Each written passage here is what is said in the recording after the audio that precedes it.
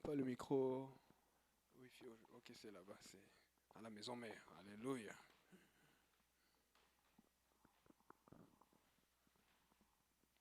Ok, on va lire. Je vais pas au long ici parce que je me suis rendu compte que des fois, je vais pas être long, mais après, quand je finis toutes mes notes, je n'arrive plus à prêcher tout ce que je voulais prêcher. Donc, je vais faire ça en deux leçons. Amen. Parce que je me suis dit que mince, des fois là, tu penses que le Seigneur t'a parlé un peu, mais quand tu veux réécrire ça, tu te rends compte qu'il t'a parlé beaucoup.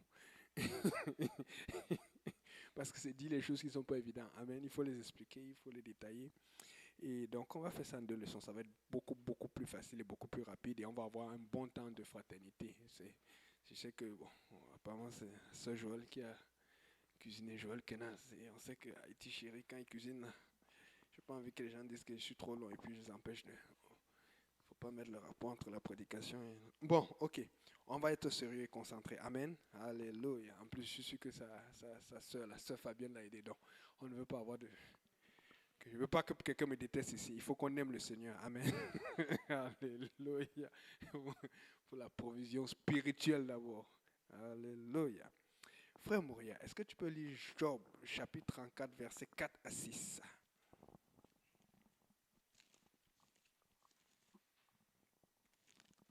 Job 34, 4 à 6. Choisissons ce qui est juste. Voyons entre nous ce qui est bon. Job dit, je suis innocent et Dieu me refuse justice. J'ai raison et je passe pour menteur. Ma plaie est douloureuse et je suis sans péché. Ok. Est-ce que tous ensemble, on peut lire à haute voix le verset 6?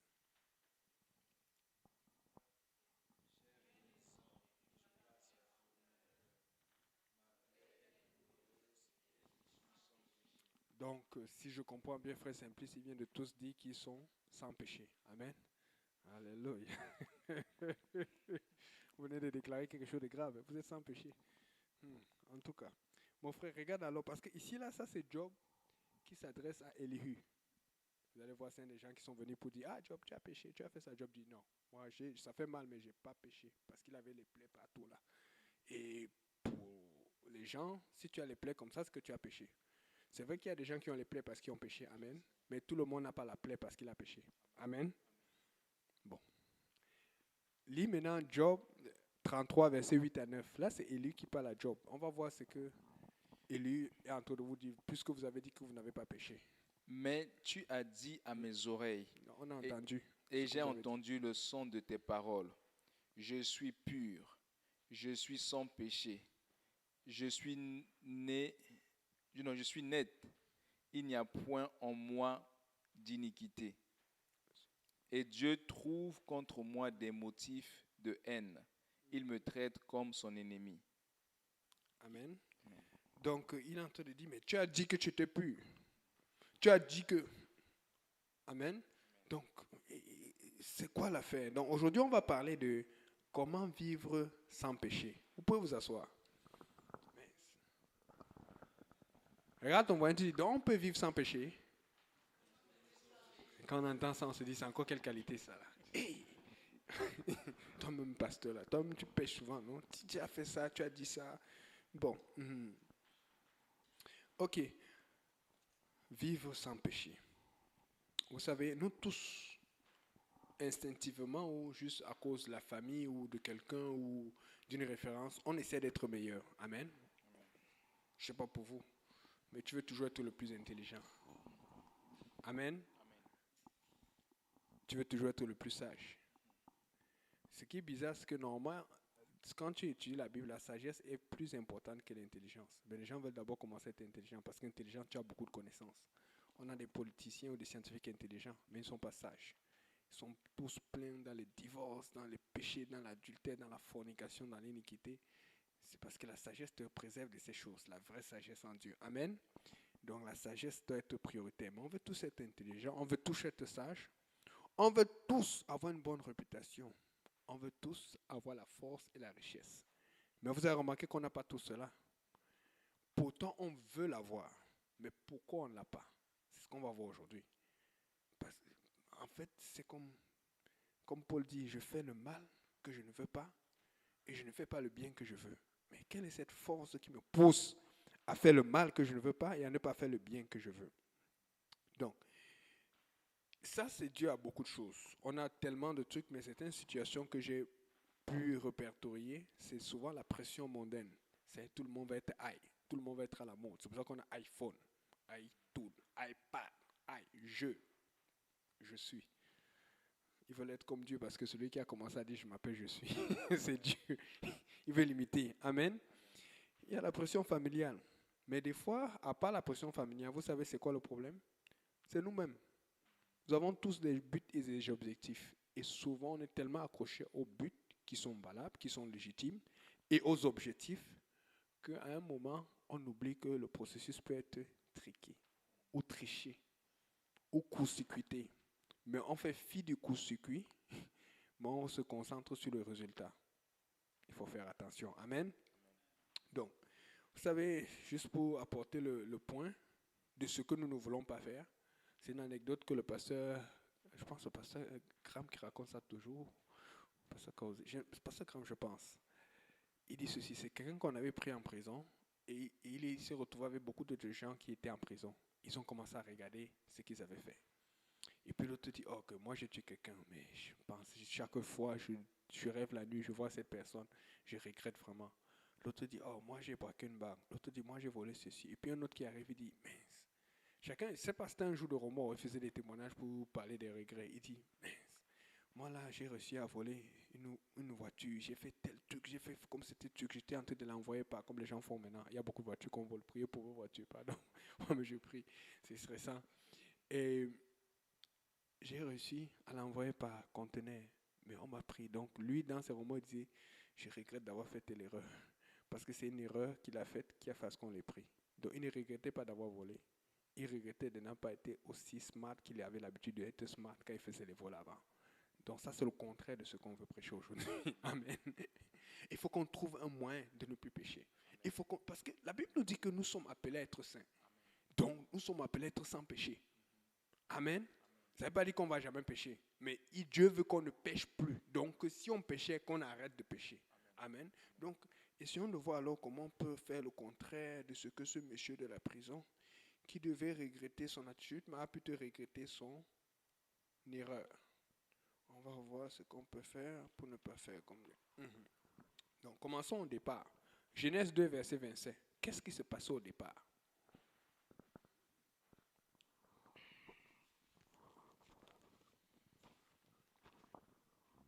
Genèse 2, verset 25. L'homme et sa femme étaient tous deux nus et ils n'en avaient point honte. Il n'en avait point honte. Ce n'était pas un problème la nudité dans le temps. Amen. Voilà pourquoi si tu arrives à la maison de quelqu'un ou dans un endroit, dans une famille, et que tu vois un enfant de 1 an ou de 2 ans, nu ou habillé légèrement, bon, chez nous les apostoliques, ça devient déjà un problème parce qu'on habitue les enfants à la couverture. Amen. Si tu vois Nathanaël, tu vas voir, il est toujours habillé. Peut-être à la maison, on va l'attraper un jour en couche, mais quand tu le vois déjà, il a déjà, sans qu'il y ait des valeurs. Papa et maman lui a appris que toi, tu es un apostle. Amen. Mais, si tu vois un enfant légèrement habillé ou pas habillé à 1 an, c'est normal. Il est un enfant, il ne se rend pas compte. Mais quand la personne est grande, là, il y a un problème. Amen. Mais vous savez pourquoi je parle de ça? Je sais que c'est un peu gênant, mais vous savez, moi, dans mes examens, la seule façon de bien comprendre, c'est d'aller dans le gras, dans le vrai. Imaginez si on n'avait pas péché. Est-ce qu'il y aurait eu l'habillement? Je ne sais pas. C'est compliqué. Comment serait le service de Shalaga aujourd'hui? Peut-être qu'il y a plus que tout le monde adorerait Dieu. Vous voyez un peu où c'est compliqué. C'est ça que je veux apporter, c'est que si tu ne fais pas ce que Dieu te demande de faire, tu ne vas jamais savoir comment ça aurait été. Pourquoi Adam n'a juste pas évité de manger ce fruit? Donc, il faut qu'on comprenne qu'il y a des choses qu'on doit juste éviter de faire. Ou il y a des choses qu'on doit juste continuer de faire pour pouvoir vivre sans péché. Amen. Regardez un peu ce que Dieu dit par rapport à la désobéissance et le fait que c'est tellement important que ça peut te faire ne plus savoir ce que Dieu aurait fait. Romains 11, versets 32 et 33.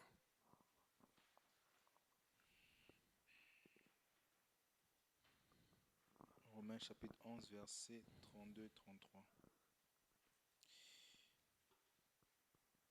32-33. Car Dieu a renfermé tous les hommes dans la désobéissance pour faire miséricorde à tous. Ô profondeur de la richesse, de la sagesse et de la science de Dieu, que ses jugements sont insondables et ses voies incompréhensibles. Amen. Amen. Ce qui veut dire que Dieu peut avoir un chemin, mais si tu n'es pas dans sa volonté, il ne va pas te le révéler. C'est pour ça qu'on dit que les voies de Dieu sont insondables.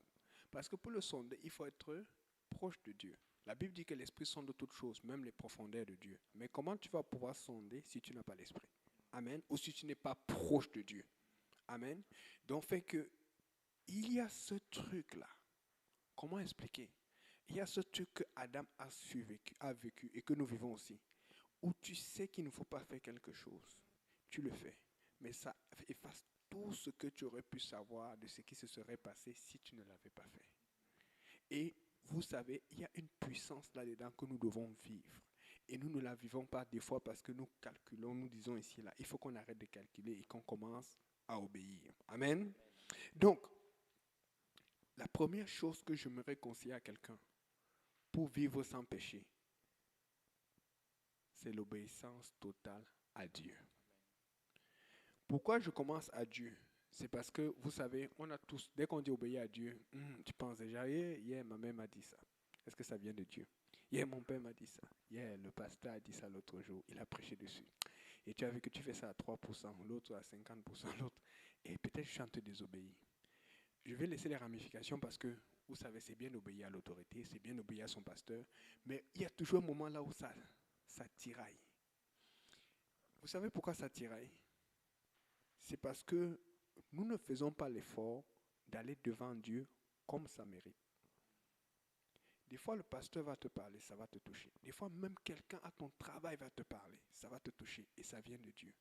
Mais tu vas rester là, ça te dérange, ça gratte ici. Mais tu vas aller manger ton lunch à ta pause comme prévu, ce qui n'est pas mauvais. Tu vas aller faire tes activités comme prévu, alors que tu sens cette voix qui dit, si j'allais lire la Bible, si j'allais méditer, si j'allais prier, si je jeûnais un peu plus, si je coupe le repas aujourd'hui. Amen. C'est sûr qu'aujourd'hui, avec ce que je vois derrière là, c'est difficile de jeûner.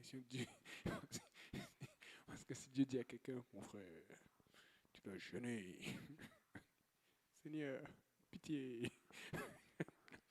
Donc, le truc, c'est de chercher la voix de Dieu. Nous avons accès à Dieu tous les jours par la prière.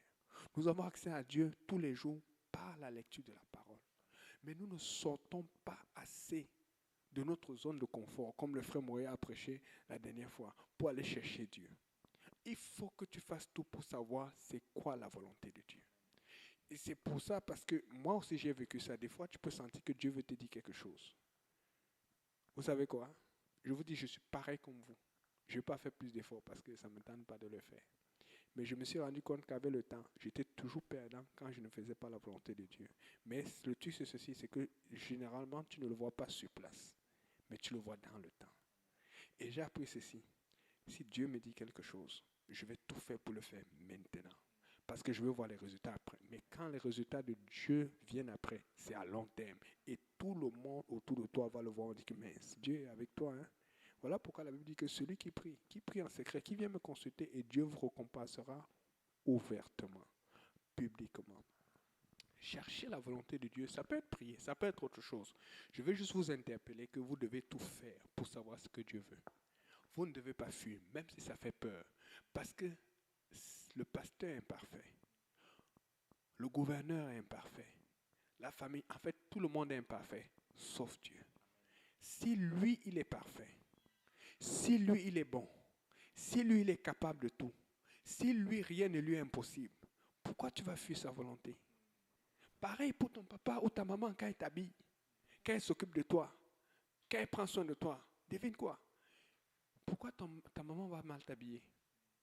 Elle veut que tu sois bien habillé, elle veut que tu sois coloré. Pourquoi ton papa va mal t'habiller?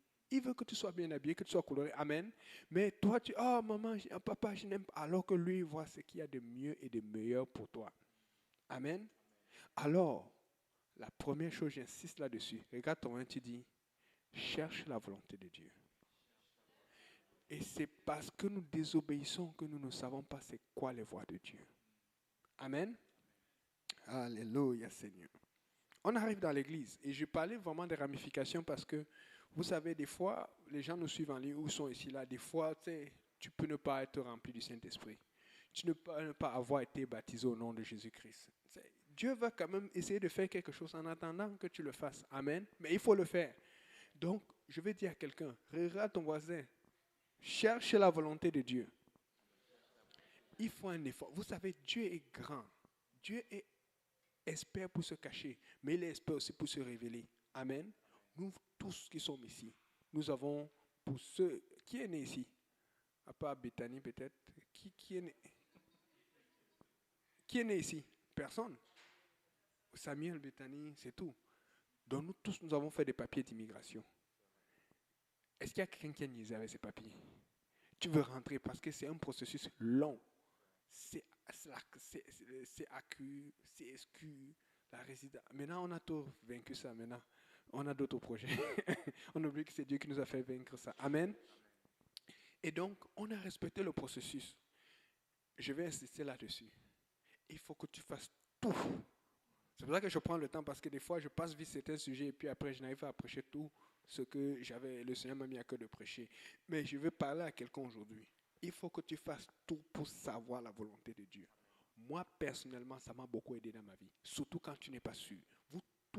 Tu sors d'un service, surtout la conférence de ici qu'on a là, on te parle, c'est comme, tu es là, tu veux devenir comme des gens qui font le kung fu. Non, tu sens que tu vas tuer le diable. Tu as fait tous tes projets. Tu arrives à la maison le lendemain, est-ce que Dieu m'a dit ça? Parce que le diable a travaillé, il est passé aussi. Voilà pourquoi tu dois tout faire pour garder cette chaleur, cette conviction. Tu dois tout faire pour garder cette chose que Dieu t'a dit afin que ce soit toujours frais. Amen. Il faut connaître la volonté de Dieu. Tu dois te battre. Qu'est-ce que ça prend? Fais-le. Qu'est-ce que ça demande? Fais-le. Qu'est-ce que ça coûte? Fais-le. Amen. Alléluia, Seigneur Jésus.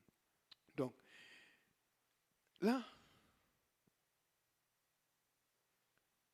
si tu n'es pas né de nouveau, parce que nous savons que c'est encore plus facile. Moi, je ne sais pas comment les gens font, mais tous les jours, je remercie le Seigneur pour le Saint-Esprit. Hey! Surtout dans nos lieux de travail, là. Les habillements, les paroles, les blagues. Des fois, les blagues, c'est comme, oui, mais même dans ma famille, là, où ils ne vont pas à l'église, ils ne parlent pas comme ça. Hey, tu es sur quoi, là? Tu es dépassé. Donc, si tu n'es pas né de nouveau, si tu n'es pas baptisé du Saint-Esprit, et rempli du Saint-Esprit à l'évidence par là, qui est baptisé d'eau au nom de Jésus-Christ. Voici ce que la Bible dit. Si tu dis que tu ne connais pas l'Église, lis Romains 2, verset 12. Oui, Romains. Romains chapitre 2, verset 12. Tous ceux qui ont péché sans la loi périront aussi sans la loi. Et tous ceux qui ont péché avec la loi seront jugés par la loi. Ok, donc on a dit tout à l'heure pour le titre, comment vivre sans le péché. Mais on a tous reconnu que nous avons péché ici. Amen. Bon, moi je ne sais pas pour vous. Qui après avoir été baptisé a péché? Vous voyez qu'on a encore beaucoup là. Mais on est là pourquoi? Parce qu'on veut apprendre à vivre sans péché. Parce que nous sommes dans un processus. Mais vous savez quoi? Je me suis baptisé, je pense qu'il y a 10 ou 12 ans, je ne me rappelle plus. Mais depuis là, j'ai fait beaucoup de péchés. Mais mettons qu'on pouvait compter le nombre de péchés que j'ai fait avant. Aujourd'hui, j'ai 40 ans. Donc, je peux dire j'ai 12 ans de vie avec Dieu. Mais j'ai 28 ans de péché en arrière. Je suis perdant. Si les gens qui parlent la balance, si on met la balance, mensonge, voleur, tricheur, bagarreur, moqueur. Je ne vais pas tout dire, mais il y a beaucoup de mauvaises choses dedans. Amen. Je suis cuit. Mais la Bible dit qu'aujourd'hui, le sang de l'agneau, quand je suis rentré dans les eaux, j'ai été nettoyé, j'ai ça ma carte quand j'arrive au ciel, c'est ça mon passeport vaccinal, mon passeport spirituel. Amen. Ils veulent le vacciner, sinon on a le nôtre pour aller au ciel. Sinon pas pour eux, ils disent qu'on ne peut pas voyager, on ne peut pas faire chose avec eux. Nous on a pour nous là que tu ne peux pas rentrer au ciel. On leur dit ils ne veulent pas. On dit Nous, c'est ça. Nous, c'est dans le cœur. Amen. J'ai été rempli du Saint-Esprit et il faut le Saint-Esprit pour pouvoir tenir. Et donc, si tu commences à dire, comme le frère Montréal, celui qui a péché sans la loi, parce qu'il y a des gens qui vont dire, je n'ai pas vu le commandement qui a dit tu ne voleras pas, tu ne tueras point. Mais Dieu connaît le raisonnement humain. Dans le raisonnement humain, il y a ce qu'on appelle la loi de l'homme. Quand tu voles, tu vas en prison. Quand tu triches, tu te fais pénaliser, sauf peut-être à la frontière, tu mens un peu, on peut accepter. Sauf si le gouvernement voit que tu lui dois beaucoup d'argent d'impôts, on va t'attraper. Chacun son intérêt. Maintenant, ce qui se passe, c'est que si tu penses que tu vas t'approcher de Dieu et être assez sage pour dire, Seigneur, moi je ne connaissais pas l'Église, mais voici ce que je connaissais. Dieu va te montrer qu'avec ce que tu connaissais, il t'a donné encore plus d'indices pour ne pas faire le mal. En fait, tu as plus de chances. Les gens ne réalisent pas. Tu as plus de chances d'aller en enfer quand tu ne connais pas Dieu que quand tu connais Dieu. Quand tu ne connais pas la Bible que quand tu connais la Bible. Parce qu'il y a tellement, si tu viens avec, j'ai fait ça, Dieu va venir avec la justice, il va venir avec ta conscience, parce que la Bible dit qu'il a mis la conscience en toi. Et il y a cette chose qui fait que quand tu fais mal, tu te sens mal. Quand tu fais bien, tu te sens bien. Ce n'est pas Dieu qui a mis ça en toi. Tu ne peux pas dire que tu as volé cette joie parce que tu t'es réjoui des bontés, tu t'es réjoui de ton mal, tu t'es réjoui de la présence de tes enfants. Après, tu as vu comment tu as fait du mal quand, par exemple, tu as triché pour ceux qui ont commis l'adultère. Tu as vu la tristesse que tu as causée. Tu as vu les mois et comment ça a créé des séparations et des problèmes. Tu ne peux pas venir devant Dieu et dire, Seigneur, je suis juste. Ça ne marche pas. La seule chose qui te justifie, c'est le sang de Jésus-Christ. Les gens ne réalisaient pas. Mais vous qui portez le sang de Jésus, d'abord, vous êtes protégés, comme le pasteur a expliqué hier, avec Rahab et sa famille. Mais votre famille aussi est protégée. Le diable, vous savez, votre famille va essayer de fuir Dieu. Mais tôt ou tard, ils vont revenir à Dieu. Tôt ou tard, Dieu, vous savez, ils vont essayer de vous lutter. Mais chaque chose, c'est comme... À la fin, ils vont juste rester tranquilles. Parce que j'ai eu tellement de batailles à ma famille. Aujourd'hui, personne ne parle plus. Ça fait au moins 7 ans ou 5 ans, personne ne me dit, Yannick, ton église a encore fait quelque chose. Mais il fallait voir au départ quand j'ai commencé. Tous les jours, téléphone, Mais les choses sont tellement arrivées, des personnes sont tellement parties, des situations sont tellement arrivées qu'ils ont compris que chaque fois qu'on essaie de parler, ça ne fait que se retourner contre nous. Les mêmes choses vont vous arriver. Quand tu as Dieu avec toi, tu as la majorité. Et c'est pour ça que j'insiste un peu. Fais tout pour connaître la volonté de Dieu. Mais c'est Dieu qui fait cela parce que tu vois, des fois tu peux connaître la volonté de Dieu en allant à l'église, le service, la conférence, où tu as la force, mais après tu sors, c'est comme tu hésites. Tu peux connaître la volonté de Dieu par le pasteur. Tu peux connaître la volonté de Dieu par même quelqu'un qui te parle, par la Bible en lecture. Mais le problème, c'est que c'est Dieu qui a mis ce truc-là qui fasse que tu sens que tu as 50%, 60, 70, tu sens, mais il y a quelque chose qui manque. C'est parce que Dieu veut que tu fasses cet effort. Je suis en train de vous recommander de faire cet effort supplémentaire. Parce que c'est une conviction qui va être parfaite en vous. Mais il faut faire cet effort. Il faut payer le prix. Amen. Alléluia. Donc, arrêtons de raisonner. Apprenons à dire, Seigneur, au lieu de dire, Seigneur, je suis juste, voilà ce que j'aurais dû faire. N'oublie pas que Dieu est parfait. Tu commences à dire, Seigneur, comment est-ce que je peux faire? Qu'est-ce que j'aurais dû faire? Tu commences à t'auto-critiquer. Amen. Nous devons tous recevoir le don du Saint-Esprit. Nous devons être agréables à Dieu. Amen. En réalisant qu'il est juste et qu'il est juste là à côté. Amen. Lis un peu Éphésiens 1, verset 4.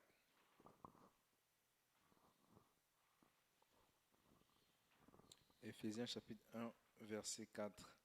En lui, Dieu nous a élus avant la fondation du monde, pour que nous soyons saints et irrépréhensibles Pour devant que nous lui. soyons comment? Saints.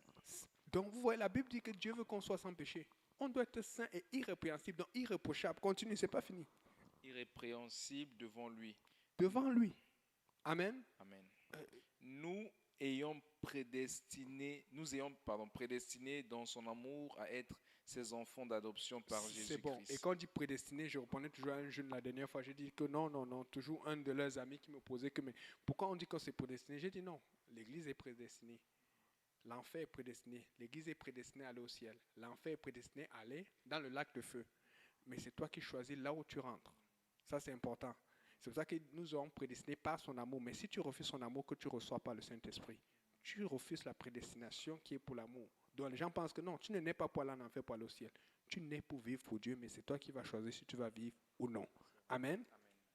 Ça, c'est clair. Et un autre exemple que le pasteur Kauzi donne souvent, que j'aime bien, tu as le bus qui va au nord, qui est au sud. Tu ne peux pas prendre le bus qui va au nord et arriver au sud. Comme tu ne peux pas prendre le bus qui va au sud et arriver au nord. Amen. On va continuer ce verset-là. Je vais décortiquer ça, mais juste une illustration. Attends, il faut un...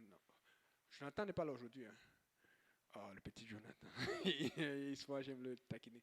Samuel, est-ce que tu fais souvent des bêtises? Ouais, il dit oui. Amen. Ça, c'est Samuel, il est honnête. Amen. Mais je vais poser une question autrement. Est-ce que tu fais souvent des bêtises devant maman? Ah là, regardez, vous avez vu, c'est ça que je voulais voir. Vous avez vu, il a ralenti. Vous voyez un peu? Parce que ça, c'est autre chose. Parce qu'il y a des choses peut-être qu'il a fait que maman ne sait pas. Amen. Samuel, tu fais plus de bêtises quand tu es seul ou quand tu es devant maman? Quand il est seul, c'est ça que je m'attendais. Amen. On n'est pas content de ces bêtises, mais vous avez compris. Vous avez compris où je veux en venir. Or, la Bible a dit tout à l'heure, devant lui. Or, je suis allé regarder dans la Bible, je regarde le mot qui veut dire devant là. Ça a été écrit différemment dans ce verset qu'ailleurs. Amen. Le mot qui a été utilisé, c'est katépion. Ça veut dire juste en face. Donc, c'est-à-dire que tu vas te trouver juste en face de Dieu. Mais il y a un problème que je voulais apporter avec l'illustration de Samuel. C'est que lorsque tu es avec maman, il va faire attention parce que... Mais Samuel, qu'est-ce que tu as fait? Lorsque tu es sans maman, elle ne voit pas. Là, tu fais les petits coups que peut-être qu'il va avouer plus tard, je ne sais pas. Maman, tu t'en rappelles, j'avais fait ça. Mais la chose, c'est que nous oublions une chose, c'est que Dieu n'est pas papa ni maman. Dieu est Dieu. Donc, lorsque tu es loin, c'est comme si tu es en présence de Dieu. Lorsque tu es proche, c'est comme si tu es en présence de Dieu. Parce que la Bible dit que Dieu est omniscient, il est omniprésent, il sait tout, il voit tout. Et ce que je veux dire, c'est que alors que tu cherches la face de Dieu, agis comme si Dieu est là en tout temps. Je vous promets, c'est ça qui dérange beaucoup de gens dans leur chrétienté aujourd'hui. J'ai vu tellement de gens. Ils sont des saints à l'église, avec les gros chapeaux. Que la paix du Seigneur soit avec vous. Amen. Mais dehors, ils sont des Rambo. Mais quand ils marchent, en tout cas, c'est tous les jeunes là. Tu dis que mais c'est un breaker. En tout cas, ils ne comprennent pas que Dieu te voit. Mais s'il permet que le pasteur ou la femme du pasteur ou telle personne de l'église, c'est juste pour pouvoir te mettre dans le processus pour dire à la personne qu'elle n'est pas encore mature. Il faut qu'il se rapproche de moi. Parce que dans le fond, quand Dieu te parle directement, quand il parle à Moïse, il va te dire des choses directement. C'est nous qui négocions. Dieu ne négocie pas. Il est saint. Mais nous voulons être saints. Alors pour être saint, attends, donné que tu ne peux pas passer de 0 à 10, il veut que tu passes de 0 à 1, 2, 3. Mais pour passer de 0 à 1, 2, 3, tu vas voir les 1, les 2, les 3 à l'église. Et tu vas voir aussi les 0 à l'église. Tu vas dire non, je ne veux pas être comme les 0. Amen. Bon, vous n'êtes pas les 0 à l'église, amen. Mais quand on va à Saint-Laurent, il y a des... Bon, tu peux voir les 2, 3, 4 pour pouvoir monter. Amen. Parce que ça te refait que non. Toi, tu es arrivé, toi aussi, tu pries, tu parles la langue, tu es capable de prophétiser. Je dis, parce qu'il y a des gens qui disent ça là. Arrêtons de parler comme si on fait comme si on est trop saint. Oh, yeah. J'ai dit la vérité. Donc, il faut agir comme si Dieu est là. Nous agissons, je vous dis, en tout cas, on est bénis. Tout le monde n'a pas le temps, là, la chance de voir le pasteur Kauzi, Graham tous les jours. Nous, on les voit tous les jours. Parce que les hommes de Dieu, ça te permet d'avoir une référence. Mais il y a des gens qui sont loin, qui doivent prier, vivre pour Dieu, mais ils n'ont personne pour les encourager. Quand je vous vois, il y a certains d'entre vous, quand je vois les témoignages, avec ce qu'ils ont vécu là, j'ai dit, un exemple, je sais qu'il y avait aussi le frère, pour ça m'a beaucoup encouragé quand il était... quand on l'avait renvoyé 2 fois du Canada, il est revenu. Mais après, par la suite, c'est arrivé au frère Gauthier. À un moment, on priait pour le frère Gauthier. Dans ma tête, il disait que le gars, c'est ce qui va me revenir. Après, je vois comme il envoie des messages. Je dis que le gars, il n'est pas en train de me cacher un truc. Là où j'ai commencé à avoir la puce à l'oreille, c'est bon. Ça, je savais que... on va pas parler de l'affaire du soccer que le pasteur Léonard a dit. On va te finir. C'est juste que j'ai appris un moment qu'il a fait un voyage en France. Mais après, je check. Puis j'apprends pas une autre source que dans la même période, la sœur Aurélie avait voyagé en France. Je dis, mais s'il y a des coïncidences qui coïncident bizarrement. Après, boum, il revient. Annonce spéciale. J'ai dit, les gens, nous avons des apostoliques terribles. Amen. Ils ont appris à vivre sans péché, mais en même temps vivre en calculant. Alléluia. C'était une parenthèse. Donc, désolé, mon frère. Il y a des classiques. Bon, ok. Euh, donc, là, toujours pour revenir à notre irréprochable devant Dieu, nous devons comprendre que devant les parents, devant les hommes, ils ne peuvent pas tout savoir. Dieu peut me révéler au pasteur, mais Dieu ne va pas tout dire. Parce qu'il y a beaucoup de choses que je sais de vous ou des autres parce qu'on m'a révélé, quelqu'un a trahi. Mais il n'y a rien qu'on peut cacher à Dieu. Et je vous promets, je vous parle devant. Même des fois, là, vous allez me voir avec le pasteur, les touches dérangées, les blagues et tout. Mais il y a un respect sans... Il faut que tu respectes l'homme de Dieu. Il faut que tu respectes les choses de Dieu, mais ne le fais pas juste quand tu es à l'église. Tu dois le faire à la maison, hors de la maison. Écoutez, celui qui traite le plus les hypocrites, on l'appelle Jésus-Christ. Ne faites pas l'hypocrisie. Parce que dans le fond, la Bible dit quelque part en proverbe que celui qui traite, on va le traiter en hypocrite. Lisez le livre des proverbes. Mais le problème, c'est que Dieu veut t'avoir et il va d'abord être patient. Mais comme il va être patient, il va te donner des chances. Mais quand tu veux faire le sage, oh, lui veut m'avoir, lui fait ça. Dieu dit, ok, il te laisse aller. Mais tu es sûr que tu es dans le bon voie. Après les problèmes, la magasin. Écoutez, nous pouvons vivre sans péché. Nous devons chercher la face de Dieu. Nous devons obéir à Dieu. Mais nous devons vivre comme si Dieu est là en tout temps. Arrêtons de vivre pour Dieu seulement à l'église. C'est ça qui nous limite. Arrêtons de vivre pour Dieu seulement à l'évangélisation, aux activités jipéniennes. Il faut commencer à vivre pour Dieu quand nous sommes dans notre douche. J'ai parlé de la nudité tout à l'heure. Ce n'était pas un problème avant, mais c'est devenu un problème à cause du péché. Qu'est-ce qui se serait passé? Regardez les chiens, quand tu veux un troupeau, les parcs à chiens, là, ils sont tous nus. À part les chiens que les gens mettent des petites. Les animaux. Après, on met les choses. Mais, bon, en tout cas, ils sont des chiens. Mais ils ne sont pas habillés. Mais ils n'ont pas de problème. Ils jouent les uns les autres. Comment ça l'aide? Mais on n'est plus capable de ressentir cela parce qu'il y a la peur, il y a la tentation, parce que c'est devenu confus. C'est que je suis en train de te dire que la même chose arrive aujourd'hui parce que nous n'obéissons pas à Dieu. Tout devient confus, tu ne vois pas et finalement tu fais quelque chose, tu penses que tu as bien fait. Mais la raison c'est parce que tu n'as pas suivi la voie de Dieu. Suis la voie de Dieu et tu vas voir ce qui allait arriver dans la réalité et tu vas être plus heureuse ou plus heureux que si tu avais désobéi. Amen. Alléluia. Donc, j'ai dit Dieu c'est tout. Et regardez à quel point l'obéissance, pas seulement l'obéissance, mais l'obéissance spirituelle est importante. 1 Samuel 15, versets 22 et 23. 1 Samuel 15. 1 Samuel 15, versets 22 à 23. Samuel dit, l'Éternel trouve-t-il du plaisir dans les holocaustes et les sacrifices, comme dans l'obéissance à la voix de l'Éternel? Voici, l'obéissance vaut mieux que les sacrifices, et l'observation de sa parole vaut mieux que la graisse des béliers. Car la désobéissance est aussi coupable que la divination, et la résistance ne l'est pas moins que l'idolâtrie et les théraphim. Ok. Donc, dans ce verset, on voit clairement que la Bible dit que l'Éternel prend plaisir au sacrifice comme à l'obéissance. Oh. Des fois, on le voit, mais on ne réalise pas. En fait, ce qui fait plaisir à Dieu, c'est que tu obéisses. Mais le problème, c'est que comment tu vas obéir si tu ne sais pas à quoi il faut obéir? Mais je vais être encore plus précis pour nous les apostoliques. Comment tu vas obéir si tu n'es pas sûr à quoi tu vas obéir? Tu penses à 60%, à 70% que c'est ça. Ou tu penses, il faut comprendre une chose. Quand tu obéis à Dieu, tu as une rétribution. Dans le temps, mais parfois directement. Mais ça te bénit et ça bénit ta vie, ça te protège contre le diable. Mais nous voulons la rétribution, mais nous ne voulons pas le sacrifice. Notre effort soit de tout faire pour connaître la volonté de Dieu, appliquer la volonté de Dieu, et tout va bien aller. Mais ça va prendre du temps, ça va prendre de l'argent, ça va prendre de l'effort. Et c'est comme ça que nous allons pouvoir vivre sans péché. Une vie de sainteté. Amen. Mais il dit que la désobéissance est aussi coupable que les téraphins, c'est-à-dire que la sorcellerie. Donc quand tu résistes à Dieu, tu te rebelles. Comme si Dieu en te dit, sorcier, sorcière. C'est ça qu'il dit, c'est aussi coupable. C'est-à-dire que celui qui fait la sorcellerie, il est aussi tant coupable que celui qui désobéit. Parce que tu résistes et tu te rebelles.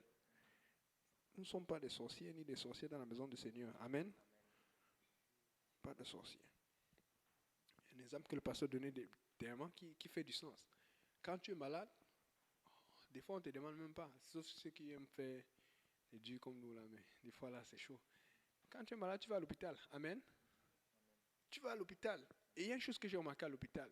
Je n'ai jamais aimé ça. C'est pour ça que moi, quand je suis à l'hôpital, personne ne va m'appeler. Je n'ai jamais accepté ça. Sauf quand j'étais plus petit, là, je n'avais pas le choix. Vous avez vu les robes d'hôpital là? Oh mon Dieu. Vous riez. J'ai dit, Seigneur, pardon, qu'on ne mette jamais ça sur moi. Ton dos sort ici et parfois tu es fatigué, tu es sous supervision, les parties sortent. Hey! Même. Ah, j'ai vu, la soeur, je vais être à l'hôpital, vous savez, la soeur du bien. La soeur, elles comprennent. Amen. J'ai même oublié qu'on a des infirmiers ici. Hey! Pardon, qu'est-ce que j'ai de maladie ça? Et je ne dis pas qu'ils ne sont pas malades, ils sont malades, mais j'ai dit, Seigneur, moi je ne vois pas la maladie, moi je vois. Hey, les jambes du frère Yannick, non, pardon. Mais regardez une chose, la plupart des gens que tu vois comme ça à l'hôpital, ce n'est pas qu'ils ne font pas, peut-être qu'il y en a qui pensent, mais ils sont tellement malades qu'ils font fi de cela. Le problème, c'est d'abord que la douleur, le problème soit réglé, mais une fois qu'ils vont bien, qu'est-ce qu'ils font? Ils s'habillent en premier. Amen. Mais ce que je ne comprends pas, comme le pasteur dit souvent, c'est que les gens sont malades, ils ne vont pas bien spirituellement, ils fuient l'église. Alors que les mêmes qui sont malades, quand ils sont malades, ils vont directement à l'hôpital. Des fois, mais ils n'est même pas sûr. C'est prouvé scientifiquement que la plupart des gens qui vont à l'hôpital, il y a 25, même plus, qui guérissent directement quand le docteur les touche. C'est pour ça que le docteur va souvent te toucher, prendre ton pouls. Qu'est-ce qui se passe, mon frère, ma soeur? Juste après, tu vas voir la personne, oh, ça va mieux, docteur, parce que c'est psychologique. Regardez la même chose. Combien de fois tu vas aller voir le pasteur? C'est le problème, aller est grave. C'est comme si tu étais sûr que d'autres pour le divorce, je sors d'ici, le pasteur va savoir que je dois vraiment divorcer. Mais tu sors de là, tu comprends que, hey, tu as juste parlé. Le pasteur n'a encore rien dit. Tu passes le temps seulement à parler. Plus ce temps passe, tu dis, hey, je fais même quoi dans le bureau? Nous aimons la consultation. Et c'est pour ça, je disais ça dernièrement, bizarrement, c'est pour ça que certains jeunes aiment les psychologues. Parce que dans le fond, c'est le principe des gens qui veulent des psychologues. Ce sont des gens qui ont besoin de pasteurs. Mais ils ne veulent pas avouer qu'ils ont des problèmes spirituels. Mais ils veulent la réponse. Parce que dernièrement, j'ai rencontré beaucoup de gens qui avaient besoin de ça et qui le font. C'est juste qu'ils essaient de court-circuiter le chemin que Dieu a mis pour eux. Parce que dans le fond, ces gens vont leur conseiller pour que leur vie se stabilise. Et ils sont obligés parce que si tu es un mauvais psychologue, ça va passer dans ta réputation. Donc, tu vas essayer de conseiller pour que la personne ait une vie stable, une vie sociale, une vie plus organisée, plus respectueuse. Ils vont même les conseiller bien par rapport aux parents et tout. Mais, il y a quand même des malades qui peuvent aller à l'hôpital quand ils sont malades, mais quand ils sont malades spirituellement, ils fuient l'hôpital spirituel qui est l'église. Mais regardez, alors on a dit ça. Ils ont des robes bizarres. Ils sont habillés bizarrement. Ils ne font pas fi. Ils veulent la guérison. Mais toi, à cause du péché, tu as honte. La même honte ne te dérange pas à l'hôpital quand tu veux guérir. Tout le monde te voit. Tu passes sur une civière. Écoutez, moi, je vous dis sincèrement, c'est ça qui me dérange. Moi, quand tu vas à l'hôpital, moi j'aime ça aller à l'hôpital avec les gens pour visiter les gens. Chacun a des problèmes. Ok, chacun a son orgueil. Parce que c'est moi qui vais bien. Et chaque fois qu'arrive à l'hôpital, je ne sais pas pourquoi. Je veux toujours me tenir droit. C'est comme ça. Je sais parce que c'est comme, je ne suis pas malade. Parce que les gens devant à l'hôpital, on check, qu'est-ce qu'il a? Bien habillé. Puis il dit, ça va? Désolé, je suis comme ça. Je n'aime pas sentir que je suis malade. Des fois, je suis malade, je n'aime pas vous dire. Chacun a son style. Amen. Mais la personne, on va te promener s'il vient un problème, une rechute, s'il vient tout, tu n'as pas de problème parce que tu veux guérir, tu ne veux pas mourir. Mais il y a la mort spirituelle. Le diable peut te prendre, t'amener en enfer. Tu peux ne même plus retrouver ta voie avec Dieu. Tu dois être à l'église, mais tu fuis, tu accuses, tu critiques. Parce que oui, en général, pour te sortir de l'église, le diable va te faire des erreurs. Publier la honte que quelqu'un a publié, redire quelque chose. Maintenant, tu te vois, toi, tu as besoin de Dieu, mais tu préfères fuir parce que tu ne veux pas qu'on t'expose. Alors que Dieu t'attend parce que justement, celui qui va essayer de t'exposer, Dieu va le traiter parce que Dieu s'occupe des hypocrites. Tu mets l'hypocrite entre toi et Dieu. Comme le pasteur dit, qui est plus proche de Dieu? C'est l'hypocrite. Ne laisse pas l'hypocrite être entre toi et Dieu. Va à Dieu et demande pardon. Va à Dieu. Amen. On a tellement d'églises aujourd'hui que si tu fuis même l'Est, tu peux venir ici. Si tu fuis ici, tu peux aller à l'Est. C'est ça qui est bon. Je n'aime pas dire ça, mais il faut qu'on le dise. Mais consultez quand même le pasteur pour qu'on n'ait pas d'autres problèmes. Amen. Donc, il faut qu'on s'approche de Dieu et qu'on sache la volonté de Dieu. Ce n'est pas facile, mais ça vaut la peine. Amen. Donc, il faut aller à l'église régulièrement. Nous, on prend ça pour acquis parce que nous sommes à l'église régulièrement. Mais les gens ne savent pas c'est quoi la différence. Écoutez, souvent, je vais mettre des vidéos en ligne, surtout quand je mettais les vidéos de l'Est avant. Des fois, quelque chose ne marche pas, mais tu veux écouter la partie, tu veux couper, et j'étais au courant de tous les messages. Et quand tu travailles déjà pour Dieu, ça t'édifie, tu prends ça pour acquis. Les gens ne comprennent pas. Ce que je fais me protège. Les gens pensent que non, il est trop spirituel. Non. Mais juste mets-toi dans une situation où on travaille activement pour Dieu. Aide quelqu'un qui le fait, tu vas voir, ça te protège. Mais les gens se demandent comment tu fais. J'ai autant de tentations que vous. Hein. Si vous voyez même mes tentations, on ne peut pas faire ça. Un jour, ça, Dieu ne va pas nous permettre. Si on commence à dire défi de tentation, peut-être aussi Dieu va vous le montrer. Vous allez dire, frère Yannick, comment tu as fait? Et tu pensais que tu étais défié. Il me dit, et toi aussi? Mais je ne suis pas tombé. Moi aussi, je suis tenté. Mais le problème est que je suis déjà dans un processus que j'avais demandé à Dieu, Seigneur, aide-moi. Mais quand tu es déjà occupé, tu rentres à la maison, tu es fatigué. Moi, je ne sais pas. Et je ne le prenais pas mal. Il y a beaucoup de gens, même parmi nous aujourd'hui à l'église, ils disent que je n'arrive pas à dormir le soir. Hein? Moi, quand j'arrive à la maison, j'ai fait même pas. Le matin, je peux me prier tôt là, quand je suis en forme, et me mettre à genoux pour essayer de chercher la voix de Dieu. Mais la nuit, j'évite ça. Je me mets à genoux là, je vais chercher la voix longtemps. J'ai fait, hein, je pensais que non, Dieu m'a parlé, il m'a amené en esprit. Non, je suis parti en sommeil. J'étais loin. Un esprit profond, un sommeil profond. J'ai été honnête avec moi-même. Et donc, cherche la face de Dieu. Si tu me penses que tu n'es pas occupé par un mystère, cherche sa face. Cherche sa volonté, ça va t'occuper. Amen. Cherche sa volonté. Alléluia. Et il faut que tu fasses confiance au processus. On finit bientôt. Comme je vous ai dit, je ne veux plus vraiment... Allez, on va continuer ça la prochaine fois. Amen. Le processus peut être long, mais il en vaut la peine. Éphésiens 2, verset 10.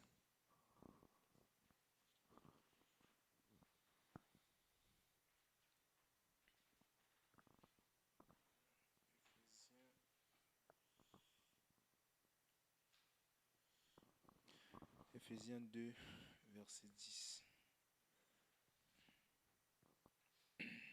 La Bible dit, car nous sommes son ouvrage, ayant été créés en Jésus-Christ pour de bonnes œuvres que Dieu a préparées d'avance afin que nous les pratiquions. Amen. Nous sommes l'ouvrage de Dieu. Maintenant, c'est comme la pâte à modeler. Quand tu modèles la pâte, c'est pour faire quelque chose de beau, n'est-ce pas? Regardez, on a fait les pieds pour les chaises, on est content. Et j'ai envoyé la photo à la dame tout à l'heure, elle est contente. Tout à l'heure, je voulais faire une autre série beaucoup là, mais la machine a commencé, la machine était fatiguée, donc il fallait que je ne voulais pas perdre tout ce que... Parce que tu ne veux pas que ça rate. Tu sentais qu'il y a une partie qui faisait, mais il fallait que la machine se repose. Parce que tu veux que ça fonctionne bien, tu ne veux pas perdre de l'énergie du temps pour rien. Pourquoi Dieu fait l'effort pour travailler, toi qui es l'ouvrage de ses mains, et tu penses qu'il va s'attendre à un mauvais résultat? Il veut s'attendre à un bon résultat, donc il va faire attention. Des fois, on agit comme si on n'est même pas l'ouvrage de Dieu. Et des fois, Dieu, il a un pitié de nous. Des fois, j'ai l'impression qu'il regarde quelqu'un et dit, tu es même l'enfant de qui? Il envoie le pasteur, il dit, on va la chercher. Parce que des fois, Dieu nous cherche, mais on fuit. Nous sommes l'ouvrage. Et ce mot ouvrage, dans la Bible, quand tu regardes la Bible ancienne, c'est poema. Quelqu'un dit poema. Poema, ça veut dire une œuvre. Mais l'autre définition que j'ai trouvée, qui allait plus dans le sens, poema, ça veut dire une invention.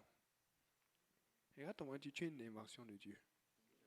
Est-ce que vous avez remarqué, c'est pour ça qu'aucun humain n'est pareil. Même les jumeaux qu'on dit parfaits, ils ne sont pas parfaits. Il y a toujours un pied en hauteur plus long, une taille de cheveux plus longue que l'autre. Il y a toujours des agents, des choses qui sont différentes. Parce que quand tu as une réplique, c'est qu'il y a la reproduction exacte de ce qui a été fait. Il n'y a aucune reproduction exacte dans le monde. Chaque humain est une invention particulière de Dieu. Amen. Une invention qu'on aime souvent, le iPhone. Mais Dieu a fait toi. Parce qu'il n'y a que lui qui s'appelle Je suis. Mais regardez, les iPhones, quand ça se fatigue, qu'est-ce qui se passe? On achète d'autres.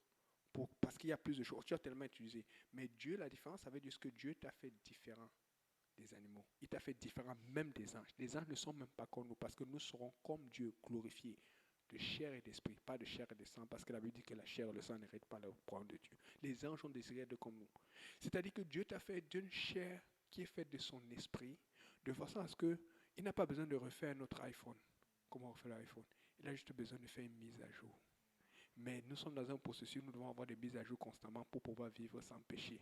Mais nous refusons les mises à jour.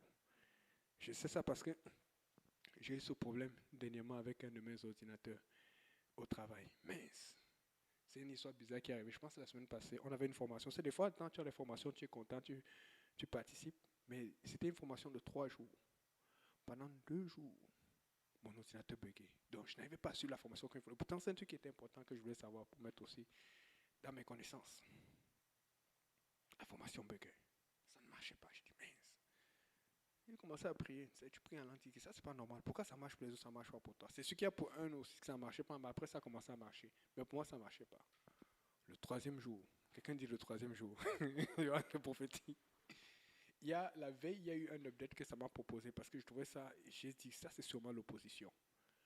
Le 3e jour, normalement, au travail, on a Windows 10 et c'est ça parce que ça se permet de connecter facilement au réseau. Mon éditeur m'a demandé un update, ça m'a accepté. Ça m'a mis Windows 11 et ça m'a reconnecté, tout fonctionnait bien. Et puis là, aujourd'hui, même la dernière fois, un autre me dit, mais comment ton ordinateur fonctionne? Parce que d'habitude, quand tu as Windows 11, l'ordinateur ne peut pas se connecter au réseau. Mais moi, j'avais accès à tout. Mais j'avais une nouvelle version.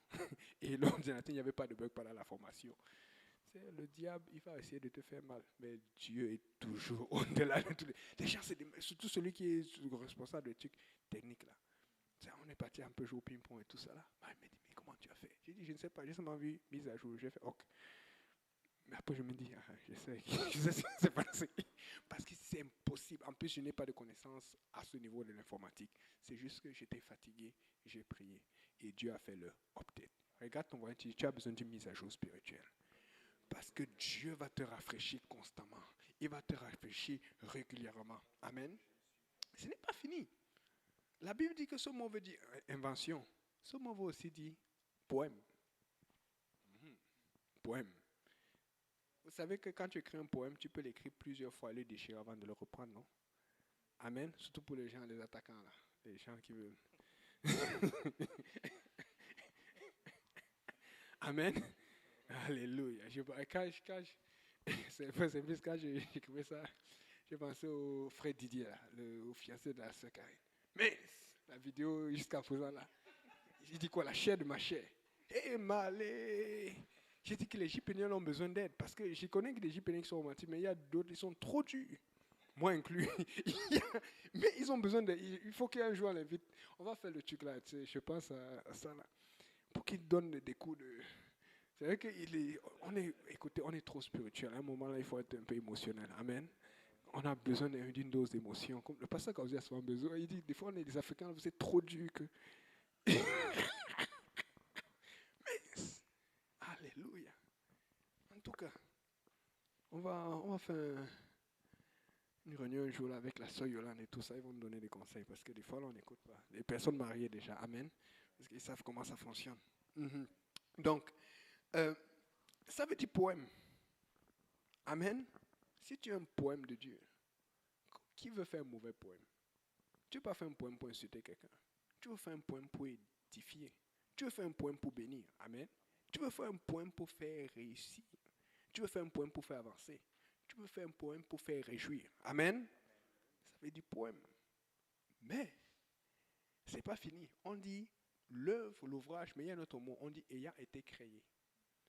Et j'ai regardé dans la Luce seconde, dans l'Austerverse, ça dit aussi créé, dans d'autres versions. Mais je suis allé un peu plus loin. J'ai vu que le mot, à l'origine, c'était un truc qui est un peu compliqué, mais ça ne veut pas seulement dire créer, ça dit ayant été bâti, ayant été construit. Parce que créer, c'est quelque chose, mais tu vois là, c'est créer. Mais bâti ou construit, ça veut dire il y a un processus fait pas à pas. Nous avons été créés pour des bonnes œuvres. Nous avons été bâtis pour des bonnes œuvres. Nous avons été construits. Parce que tu vas faire, mais Dieu va venir ajuster. Des fois, tu fais, tu n'es pas fier de toi. Mais Dieu sait. Mais il ne veut pas que tu arrêtes de faire parce que tu n'as pas réussi. Il veut que tu apprennes de l'erreur que tu as faite pour mieux faire. Quand tu veux vivre sans péché, il faut que tu sois actif dans le Seigneur. Il ne faut pas juste que tu restes réactif par rapport. Il faut que tu sois actif. Amen. On va s'élever. Regarde-toi, tu dis le processus. Écoutez, c'est la volonté de Dieu que nous soyons saints. C'est la volonté de Dieu que nous visons la sainteté et la perfection. Mais qu'est-ce que nous faisons pour viser cette perfection et cette sainteté? Amen.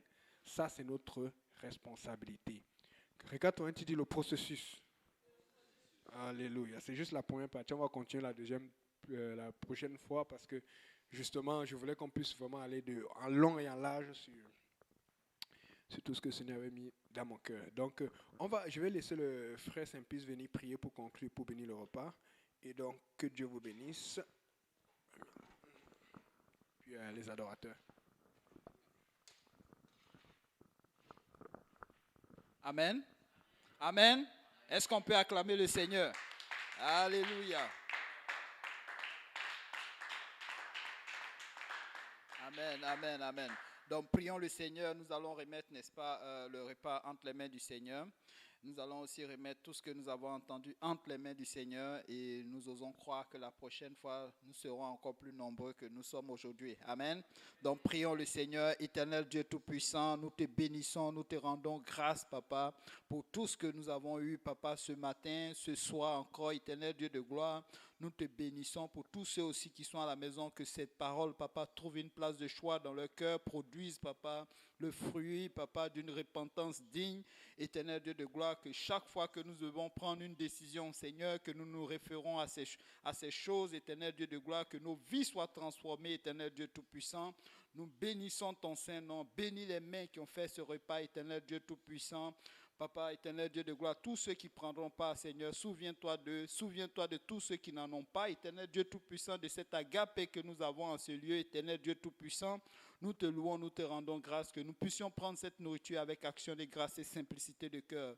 Papa, pendant que nous allons reprendre, Papa, les routes du retour, éternel Dieu Tout-Puissant, raccompagne chacun de nous, éternel Dieu de gloire, afin que nous puissions nous retrouver en ce lieu encore la prochaine fois, que nous soyons encore plus nombreux, pour glorifier ton Saint-Nom et que toute la gloire te revienne. Que l'Église dise au nom de Jésus.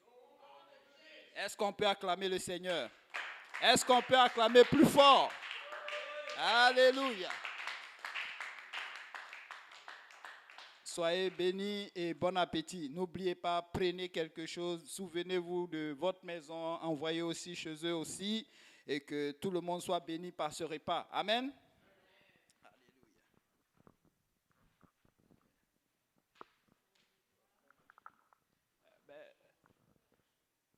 Ceux qui ont des chants ou ceux qui voudraient vraiment faire quelque chose avec, je sais pas, le piano, ceux qui ont des dons ou qui veulent expérimenter des choses, c'est gratuit.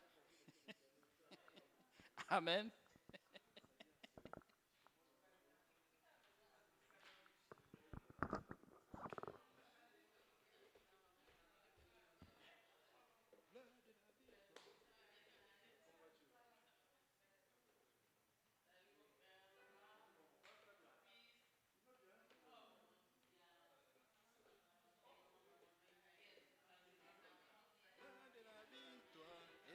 La vérité a sonné dans mon cœur, que Jésus soit loué. L'heure de la victoire et de la vérité a sonné dans mon cœur, que Jésus soit loué, que Jésus soit loué dans la vérité. Jésus soit loué dans la vérité, que Jésus soit loué. La vérité, que Jésus soit loué dans la vérité. C'est bon?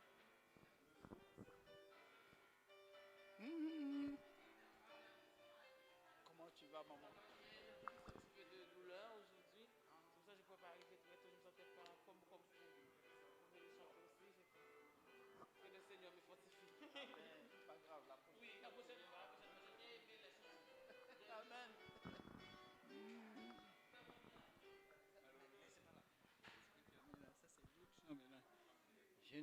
Oui. Non. L'heure de la victoire et de la vérité a sonné dans mon cœur, que Jésus soit loué. L'heure de la victoire et de la vérité a sonné dans mon cœur, que Jésus soit loué, que Jésus soit loué, en la vérité, que Jésus soit loué. Que mon Père soit loué. Que ton Père soit loué.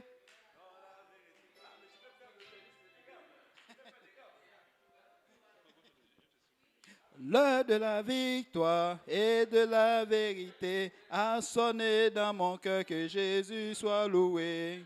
L'heure de la victoire et de la vérité a sonné dans mon cœur, que Jésus soit loué. Que Jésus soit loué dans la vérité, que mon Père soit loué.